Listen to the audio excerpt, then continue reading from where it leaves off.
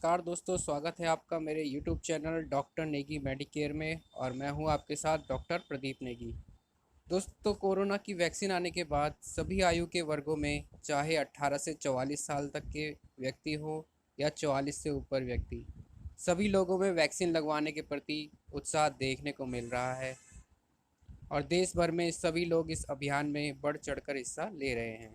देश भर में कई सरकारी व गैर सरकारी संस्था व अस्पताल व स्कूलों में वैक्सीनेशन अभियान चलाया जा रहा है।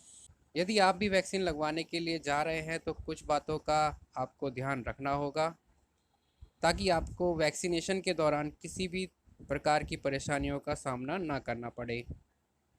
और इन्हीं सब बातों को बताने के लिए मैंने ये वीडियो बनाया है, तो कृपया ध्यान से देखें और पूरा देखें।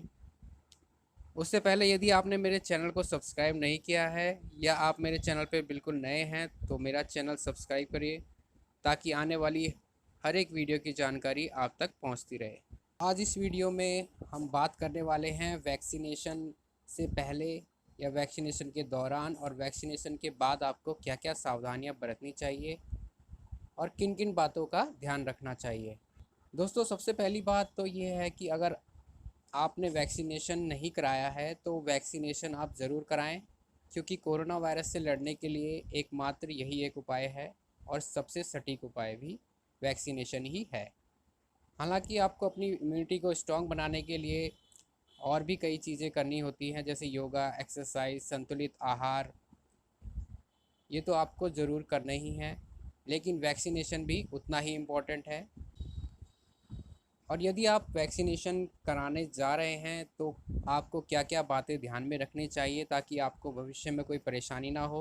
उसके लिए आपको कुछ सावधानियां बरतनी हैं, जैसे कि बिफ़ोर वैक्सीनेशन आपको क्या करना चाहिए, ड्यूरिंग वैक्सीनेशन आपको क्या करना है, और आफ्टर वैक्सीनेशन आपको किन किन बातों का ध्यान रखना है। तो दोस्तों, पहले बात करते हैं बिफ़ोर वैक्सीनेशन, यानी आपको वैक्सीनेशन से पहले किन किन बातों का ध्यान रखना है। तो सबसे पहली जो बात है वो है आपको आधार कार्ड अपने साथ रखना है।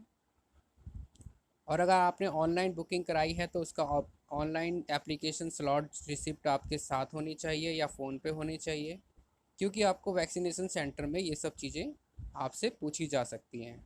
और अगर आप पहली बार वैक्सीनेशन कराने जा रहे हैं तो आपको कोविन ऐप में जाकर अपना एप्लीकेशन स्लॉट या अपना स्लॉट बुक पहले ही कर लेना चाहिए, जिससे कि आपको वहाँ जाकर ज़्यादा भीड़ भाड़ में या लंबी लंबी लाइनों में खड़ा ना होना पड़े। तो मैं आपको यही सलाह दूंगा कि आप ऑनलाइन पहले एप्लीकेशन स्लॉट बुक करके ही वहाँ जाएं। तीसरी बात, ये आपको वेल फिटेड मास्क घर से पहन कर निकलना चाहिए। वेल फिटेड का मतलब है कि पूरी तरह नाक और मुंह को कवर करना चाहिए, ऐसा मास्क लें हम। कुछ लोग होते हैं वो नाक के नीचे से स्टार्ट करते हैं पहनना, या उतना ध्यान नहीं देते कि वो मास्क निकल रहा है किस हिसाब से। तो आपको वेल फिटेड मास्क हमेशा पहन के रखना है। कोरोना से इन्फेक्शन ना हो आपको, इसलिए वेल फिटिंग मास्क पहनना चाहिए, ना ज़्यादा लूज़ ना ज़्यादा टाइट। और ये पूरे नोज़ के ऊपर एरिया के और चिन के पूरे एरिया को, ताकि ये पूरा कवर कर सके, ताकि वैक्सीनेशन लगाने से पहले आप कोरोना वायरस से ग्रसित ना हो। इसलिए सेफ्टी के लिए आपको वेल फिटिंग मास्क पहन के रखना चाहिए। नेक्स्ट है, आपको कोविड के प्रोटोकॉल को पूरी तरह फॉलो करना चाहिए वैक्सीनेशन से पहले। जैसे कि आप वहाँ जाएंगे सेंटर में तो वहाँ पे सबसे पहले अपना आधार कार्ड, अपना एप्लीकेशन बुक स्लॉट, वो भी लाइन में रख के ही आपको दिखाना है। सोशल डिस्टेंसिंग का पालन करना है, हाथ प्रॉपर सैनिटाइज करने हैं, और सारे कोविड प्रोटोकॉल जो वहाँ पे वैक्सीनेशन सेंटर ने बनाए हैं उनका पालन करना बहुत ज़रूरी है। तो ये कुछ बातें हैं आपको ध्यान में रखनी है। हेल्दी खाना खा के ही निकलना चाहिए। आपको पूरी तरह हाइड्रेटेड होना चाहिए, इसलिए पानी आप अपने साथ लेके जाइए और पी के भी जाइए। अपने साथ लंच या कुछ स्नैक्स ज़रूर रखिए और अवॉइड कीजिए बाहर खाने के लिए, इसलिए आप अपने साथ लंच ज़रूर लेके जाइए, क्योंकि बाहर के खाने से भी कोरोना वायरस आपको इफ़ेक्ट कर सकता है। तो ये कुछ बातें हैं जो आपको वैक्सीनेशन से पहले करनी है। हेल्थ को अपना पूरा ध्यान रखना है। बाहर के खाने पीने से बिल्कुल बचे रहें, इसलिए आपको अपने साथ लंच या स्नैक्स ज़रूर ले जाना है। साथ ही आपको वाटर बॉटल रखनी है जो कि आपको हाइड्रेटेड रख सके। और एक बात आपको और ध्यान रखनी है कि आप ऐसे कपड़े पहन के जाइए जो कंफर्ट हो और लूज़ हो थोड़े, ताकि आपको वैक्सीनेशन के दौरान किसी प्रकार की कठिनाई का सामना ना करना पड़े। जैसा कि हम जानते हैं वैक्सीन एक इंट्रामस्कुलर है, यानी अपर आर्म में दिया जाता है, तो हमें ऐसे कपड़े पहनने चाहिए ताकि वैक्सीनेशन लगाने में हमें कोई अनकंफर्टेबल फील ना हो। अब बात करते हैं वैक्सीनेशन के दौरान हमें क्या क्या और कैसे क्या क्या सावधानियां बरतनी चाहिए और किन किन बातों का ध्यान रखना चाहिए। तो सबसे पहले वैक्सीनेशन के दौरान आपको, अगर आप वैक्सीनेशन लगाने जा रहे हैं तो वहाँ पे वैक्सीनेटर से आप ये पूछ सकते हैं कोवैक्सीन है या कोविशील्ड, कौन सी वैक्सीन आपको दी जा रही है। वैसे तो मैक्सिमम सेंटर्स में पहले ही लिखा होता है कि आपको यहाँ कौन सी वैक्सीन लगने वाली है, और साथ ही जब आपको वैक्सीन लग जाती है तो आपके मोबाइल पे उसका सर्टिफिकेट आता है, उसमें आपको कोवैक्सीन या कोविशील्ड जिस जो भी वैक्सीन आपको लगी है उसका नाम और वैक्सीनेटर का नाम भी आपको आता है।